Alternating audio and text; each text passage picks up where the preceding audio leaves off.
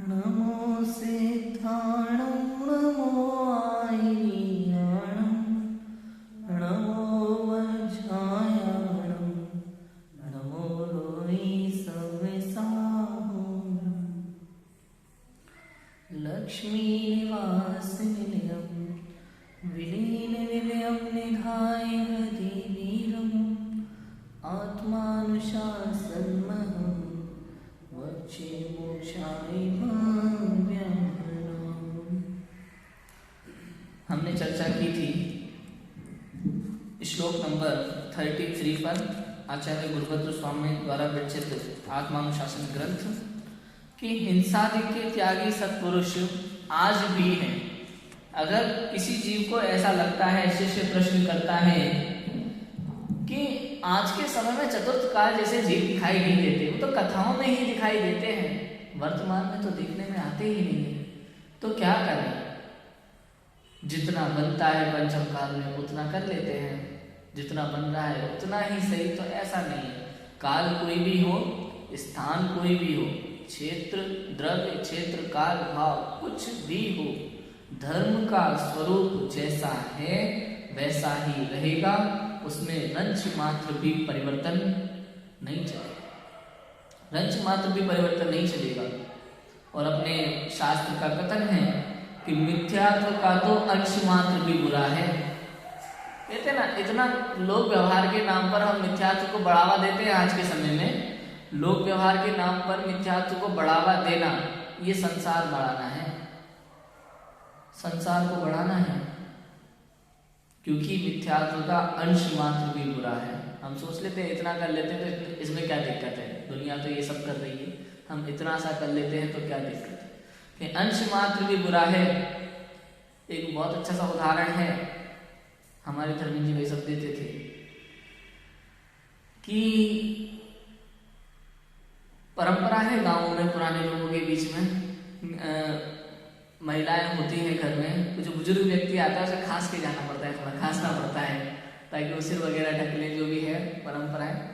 तो एक बुजुर्ग व्यक्ति को खांसी हो जाती है, तो कोई उन्हें कहता है कि भैया अपनी खांसी का इलाज क्यों नहीं करा लेते? अरे इलाज क्यों कराना, बहुत काम आती है खांसी, घर में जाते हैं, बहू बेटियां रहती है, अपन खांसते हुए जाओ तो अच्छा रहता है। अरे तो भाई बहू बेटियों के लिए नकली खांस लिया करना, नकली खांसी भी तो खांस सकते हैं। तो कहते हैं अरे जब असली है तो नकली क्यों खांसे? हम दादा की 10 लक्षण के प्रवचनों में सुन सकते हैं उदाहरण, असली है तो नकली क्यों खांसे? अब उनको कौन समझाए कि भैया असली वाली खांसी से टीबी हो सकती है, बड़ी बीमारी हो सकती है आगे जा करके। वर्तमान में वो खांसी लग रही है, लेकिन आगे जा करके खांसी सब रोगों की जड़ कही जाती है। रोगों की जड़ खांसी और लड़ाई की जड़ हंसी, हंसना मजाक करना, ये लड़ाई की जड़ है और रोग की जड़ खांसी कही जाती है। तो ध्यान रखना चाहिए कि मिथ्यात्व का अंश मात्र भी बुरा है, थोड़ा सा भी, पाप का अंश मात्र भी बुरा है, फल तो लगता है। कई बार कुछ जीवों को ऐसा लगता है थोड़ा बहुत पाप करने में फल नहीं लगता, उसका पाप नहीं लगता कि भैया दाल रोटी सब्जी खाने में तो कोई दिक्कत नहीं है। क्या बात कर रहे हो, दिक्कत कैसे नहीं है? दाल रोटी सब्जी खाने में भी पाप तो लगता है, लगता है कि नहीं लगता? लगता है, बिल्कुल लगता है। लोगों को ऐसा लगता है कि जैसे अणुव्रती जीव है, अहिंसा अणुव्रती है, उसके संकल्प ही हिंसा का त्याग होता है। तो अब आरंभी हिंसा, उद्योगी हिंसा और विरोधी हिंसा जो है वो कर सकता है, वो कोई दिक्कत नहीं, उसमें पाप नहीं लगता उसको। ऐसा नहीं है भैया, संकल्प हिंसा का उसका भूमिका के अनुसार त्याग है, किंतु इसका मतलब ये नहीं है कि बाकी की हिंसाओं का उसे लाइसेंस मिल गया, ये तुम कर सकते हो आराम से, कोई दिक्कत नहीं है। तो ये हमें समझना चाहिए।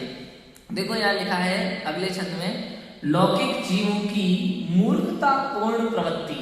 हेडिंग देखो आप, हेडिंग की क्या लिखी है, लौकिक जीवों की मूर्खतापूर्ण प्रवृत्ति। इन संतों के द्वारा आचरण किए गए मार्ग से अपरिचित यह लोक संसार के स्वरूप को न जानता हुआ क्या करता है, यह बात आगामी छंद में कहते हैं। देखो मुनिराजों के आचरण को नहीं जान के, संसार के स्वरूप को नहीं जान के वो क्या क्या करता है, ये इस छंद में कहते हैं। शिखरणी छंद है।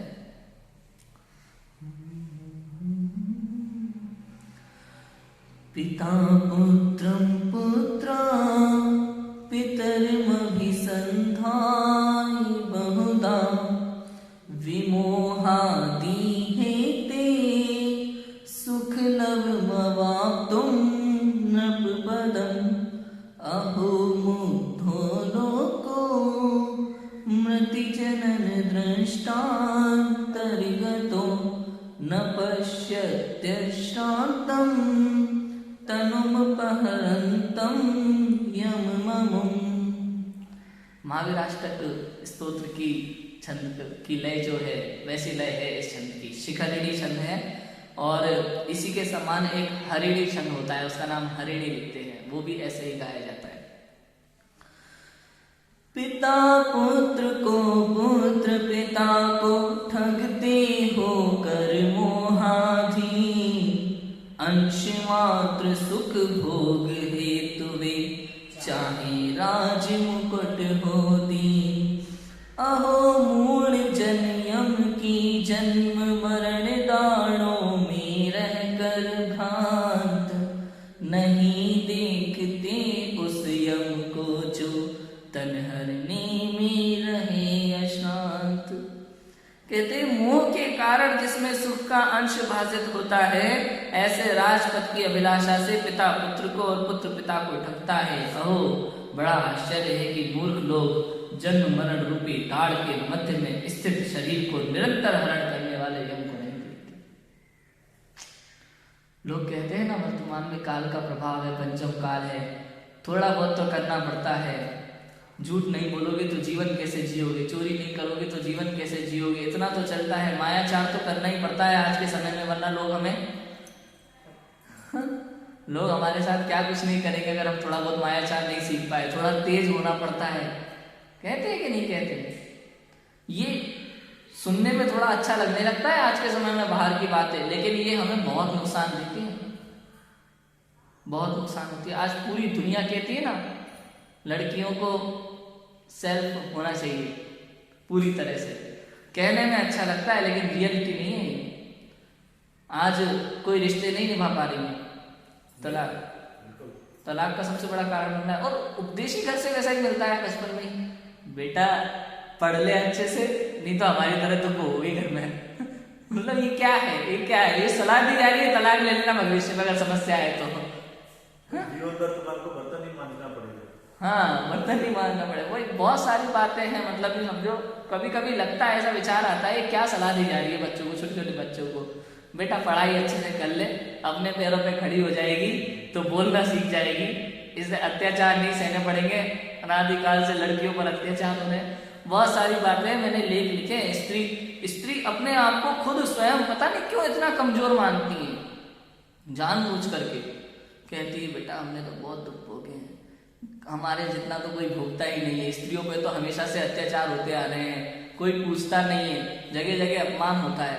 अब मैं विचार करूँ तो मुझे तो कभी कभी ऐसा लगता है कि आपको तो हर जगह सम्मान मिल रहा है, हमें अपमान झेलना पड़ता है। आप सोचो, यही है, ऐसा ही है। क्यों? मैं प्रैक्टिकल बता सकता हूँ। जब हम स्कूल में पढ़ते थे तो लड़के और लड़की साथ में पढ़ रहे हैं तो हम लोगों को मुर्गा बनाया जाता था, डंडे मारे जाते थे, और उनको वो सुनाए ना सुनाए कोई दिक्कत नहीं, उनको सम्मान मिलता था पूरा, कोई हाथ तक नहीं उठाती थी पीछे। तो सम्मान किसको मिल रहा है, लड़कियों को मिल रहा है कि लड़कों को मिल रहा है? लड़कियों से बात करने का तरीका लोगों का बदल जाता है। आप सोचो अगर एक कॉल आए तो एक लड़की का हो तो उससे बात करने का तरीका, और एक लड़के का हो तो उससे बात करने का तरीका, दोनों में परिवर्तन आ जाता है। तो सम्मान किसको, जो कहा जा रहा है वो सच नहीं है, पूरी दुनिया वही कहेगी लेकिन ये सच नहीं है। ऐसा नहीं है कि लड़कियों को अपमान, लड़कियों को सम्मान की नजर से देखा जाता है, लड़कों को तो देखते ही नहीं है, देखेंगे ही नहीं। तो ऐसा है वास्तविकता। तो आज के समय जितनी गवर्नमेंट योजनाएं चल रही है किसके लिए चल रही है? सारी बस में तो फ्री, राजस्थान में तो बस में महिलाओं को कितना % छूट है किराए पे, और वो रक्षाबंधन पे और महिला दिवस पे इन 2 दिन फ्री किराया होता है महिलाओं के लिए। कहीं से कहीं तक भी जाओ पूरी रोडवेज बस में राजस्थान में, महिला दिवस और रक्षाबंधन इनसे किराया नहीं लिया जाता। और दूसरी बात शिवराज सिंह जी की योजना है अपने एमपी में, बच्ची के लिए जन्म होता है तो उससे पूरी शादी तक का पूरा फंड दे देते हैं उनको। शादी करने के लिए आपको मेहनत करने की जरूरत नहीं है लड़की के लिए। और भी बहुत सारी योजनाएं हैं, साइकिल दे देना अगर स्कूल दूर है तो, और अगर अच्छे नंबर लाती है पढ़ाई में तो उसके लिए बहुत अच्छे अच्छे लैपटॉप वगैरह, टैबलेट्स, इस तरह के साधन भी गिफ्ट मिलते हैं। ये सब योजनाएं हैं गवर्नमेंट की तरफ से, लड़कों को नहीं मिलता है इनका लाभ। फिर भी आज के समय में भी क्या कहा जाता है, हम लड़कियों को सबसे बेकार तरीके से देखा जाता है, हमारे लिए कोई स्कोप नहीं है। ऐसा नहीं है। और कदम से कदम मिलाने के चक्कर में आज कितने अपराध बढ़ गए लड़कियों पर, ये प्रत्यक्ष देखा जा रहा है। और फिर कहते हैं कि भैया हमें बंधन में, अगर उनको ये सिर्फ इतना कह दिया जाए ना, इतना ये कपड़े पूरे पहन लेते तो इतने में उनको ऐसा लगता है कि हमें गाय भैंसों की तरह बंधन में रखना चाहते हैं। क्या करें, बहुत सी बातें हैं, लेकिन हम तो यहाँ बात करने वाले हैं लौकिक जनों की मूर्खता की बात चल रही है, मूर्खता रूप प्रवृत्ति है ना, कि मोह के कारण जिसमें सुख का अंश भाषित होता है, ऐसे राजपद की अभिलाषा से पिता पुत्र को और पुत्र पिता को ठगता है। अहो बड़ा आश्चर्य है कि मूर्ख लोग जन्म मरण रूपी दाढ़ के मध्य में स्थित शरीर को निरंतर हरण करने वाले यम को नहीं देखते। आज के समय में तो कुछ भी नहीं है भैया, जो हमें लगता है ना हम कर नहीं सकते, पंचम काले धर्म का अभाव है, हमसे होता नहीं है या किया नहीं जा सकता, चतुर्थ काल जैसा वातावरण नहीं है। चतुर्थ काल जैसे वातावरण की तो बात ही कुछ और है। उस समय एक राम थे कि सौतेली माँ ने बोला कि मेरे बेटे को राज्य दो, अन्याय जानकर के भी चुपचाप अपना धर्म समझकर निकल गए कि पिता के वचन का अपमान ना हो, इस बात को समझ करके, अपना धर्म समझ करके कि पिता के वचन के मान की रक्षा करना मेरा धर्म है, पुत्र धर्म है, ऐसा जान करके भी चले गए। राम के साथ लक्ष्मण भी चले गए, इतने बड़े महापुरुष बलभद्र नारायण होने के बाद भी, सामर्थ्यशाली होने के बाद भी चले गए। और हम 10-10 रुपए के पीछे तो लड़ने लगते हैं, 10-10 रुपए के पीछे, 2-2 रुपए के पीछे तो झगड़ा हो जाता है भाई भाई में। और फिर कहते हैं कि आज के समय में रहा नहीं जा सकता मायाचारी। क्या बात कर रहे हो, चतुर्थ काल जैसा जीवन जी सकते हैं हम, आज भी चाहें तो जी सकते हैं, ऐसा नहीं है कि नहीं जी सकते।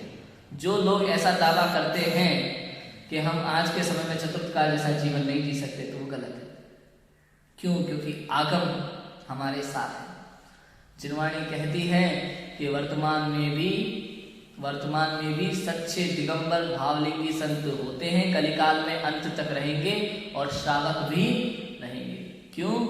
क्योंकि अगर भावलिंगी संत रहेंगे तो श्रावक को तो रहना ही पड़ेगा, वरना उनकी चर्या कैसे फलेगी।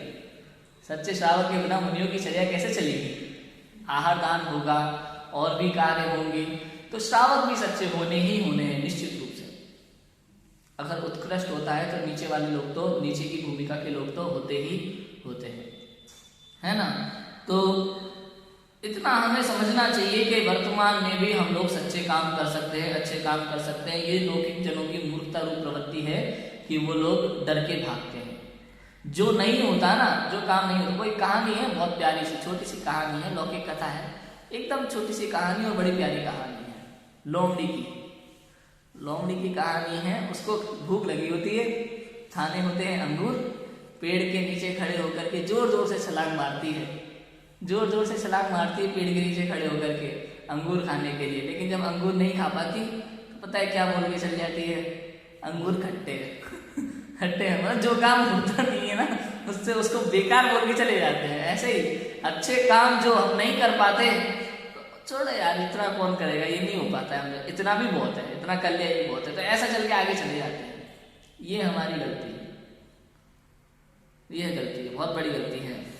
जैसे किसी सिंह की दाढ़ में आया हुआ पशु अपने शरीर को खाने वाले सिंह का विचार तो नहीं करता और कीड़ा करने का उपाय करता है तो बड़ा आश्चर्य होता है, उसी प्रकार यमराज की दाढ़ में काल मृत्यु को प्राप्त ये लोग अपनी आयु का हरण करने वाले काल रूपी सिंह का तो विचार नहीं करता और राज्य आदि पद को प्राप्त करने के लिए अनेक उपाय करता है। यह अत्यंत आश्चर्य की बात है। अतः ऐसी मूर्खता को छोड़कर यम का चिंतन करते हुए विषयों की वांछा छोड़ना चाहिए। यम मतलब कौन है यहाँ?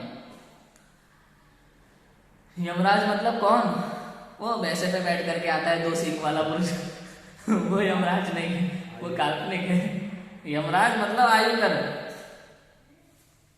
मैं बता रहा था ना उस दिन,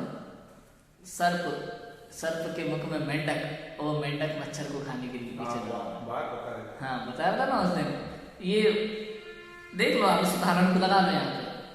क्या लिखा है, जैसे सिंह की दाढ़ में आया हुआ पशु, सिंह की दाढ़ में आया हुआ पशु अपने शरीर को खाने वाले सिंह का तो विचार नहीं करता और क्रीड़ा करने का उपाय करता है, तो बड़ा आश्चर्य, खेलने का उपाय करता है।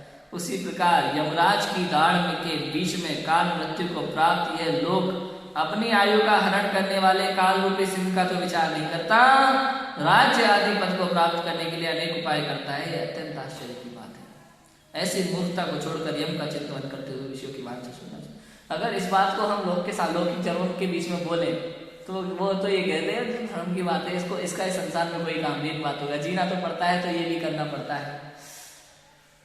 वास्तव में धर्म का सही स्वरूप समझ में नहीं आया अगर ऐसा सोचते हम विचार करते हैं तो।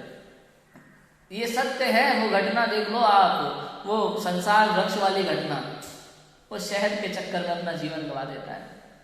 जिस चीज की हमें कोई आवश्यकता नहीं है हम उन चीजों के पीछे जीवन गंवा देते हैं। लक्ष्य ही नहीं बनाते, विचार ही नहीं करते, सोचते ही नहीं है कहाँ जा रहे हैं कहाँ नहीं जा रहे हैं, भागे चले जा रहे हैं, भागे चले जा रहे हैं, भागे चले जा रहे हैं।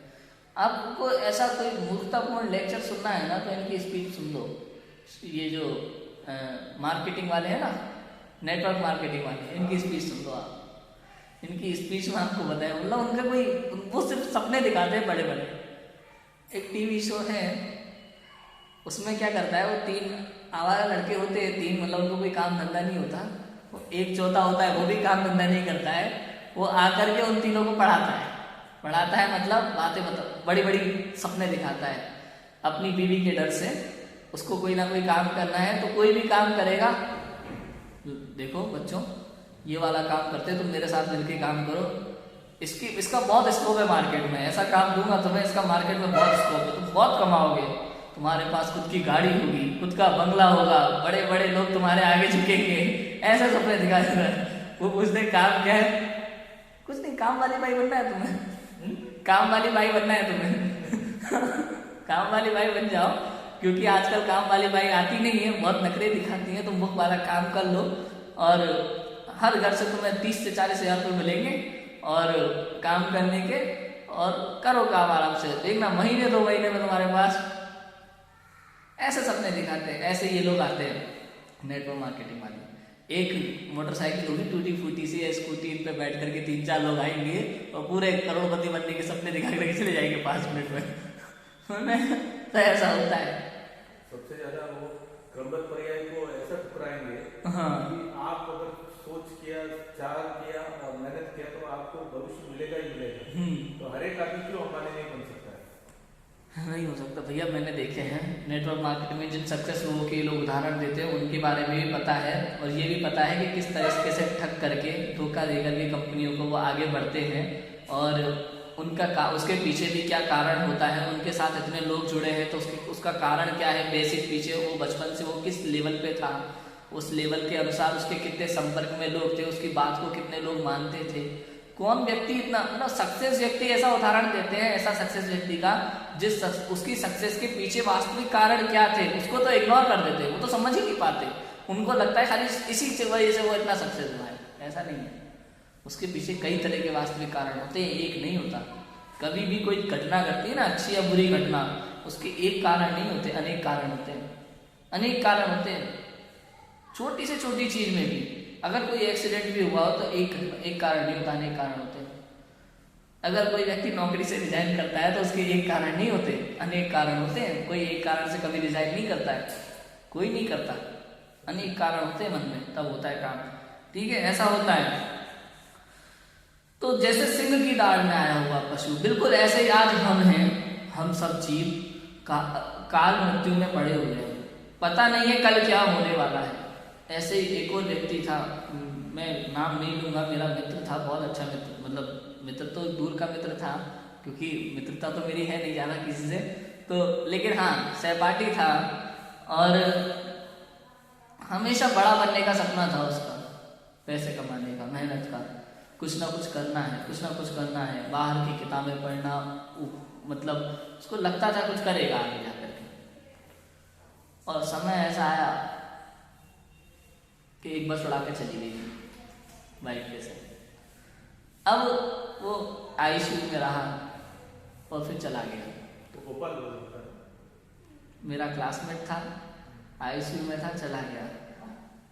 और फिर हुआ ये कि विचार आता है कई बार कि उसे हम कहा करते, मैं तो बहुत सबसे ही कहता हूँ, सभी लोगों से, अपनों से, जब शास्त्री कर रहा था तब भी कहता था कि देखो काम आने वाली एक यही चीज़ है, दूसरी कोई चीज़ है ही नहीं।